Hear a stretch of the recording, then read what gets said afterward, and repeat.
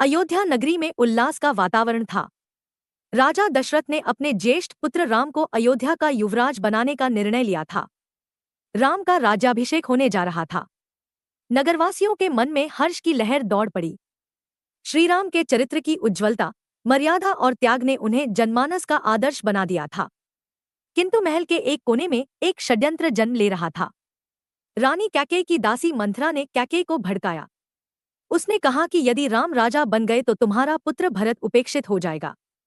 कैकेयी के मन में भय और असुरक्षा का बीज बो दिया गया। मंथरा ने कैकेयी को याद दिलाया कि दशरथ ने कभी 2 वरदान दिए थे। कैकेयी ने वे वरदान मांगे, भरत को अयोध्या का राज्य मिले और राम को 14 वर्षों का वनवास दिया जाए। राजा दशरथ इस मांग से स्तब्ध रह गए। वे कैकेयी को मनाने का हर प्रयास करते रहे, किंतु कैकेयी अपने हठ पर अडिग रही। राजा अपने वचन के बंधन में थे और अंततः उन्होंने भारी हृदय से कैकेयी की बात मान ली। जब राम को यह निर्णय बताया गया, उन्होंने बिना किसी विरोध के स्वीकार कर लिया। राम ने कहा, पिता के वचन की रक्षा करना मेरा धर्म है। राज्य मिले या न मिले, उससे मेरा धर्म नहीं बदलता। सीता, राम की पत्नी, जो उनके चरणों की छाया को ही अपना जीवन मानती थी, राम के साथ वन जाने पर अडिग थी। लक्ष्मण, जो राम को अपना जीवन मानते थे, उन्होंने भी साथ जाने का आग्रह किया। राम, सीता और लक्ष्मण ने सबका आशीर्वाद लिया और अयोध्या छोड़ दी। राजा दशरथ राम के वियोग को सह नहीं सके। वे दिनरात राम को याद करते रहे और राम की याद में ही उन्होंने अपने प्राण त्याग दिए। राम, सीता और लक्ष्मण ने वन का जीवन स्वीकार किया। वे पहले चित्रकूट पहुंचे, जहां उन्होंने एक सुंदर कुटिया बनाकर जीवन आरंभ किया। वहां भरत आए और राम से आग्रह किया कि वे अयोध्या लौटें, परंतु राम ने पिता के वचन की मर्यादा के पालन के लिए मना कर दिया। भरत ने राम की खड़ाऊ लेकर अयोध्या लौटकर उन्हें सिंहासन पर स्थापित किया और स्वयं तपस्वी जीवन जीते हुए राज्य की सेवा की। राम आगे दंडकारण्य गए। वहां उन्होंने अनेक ऋषियों के आश्रमों में समय बिताया और राक्षसों का संहार किया। वनवास केवल कष्ट नहीं था, वह एक तपस्या थी, धर्म की परीक्षा थी।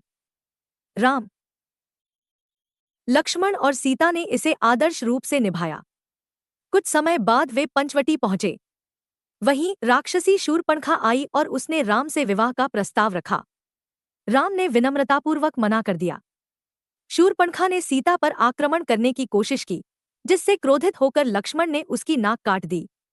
अपमानित शूर्पणखा अपने भाई रावण के पास गई और बदले की आग में जलते हुए रावण ने सीता का अपहरण कर लिया।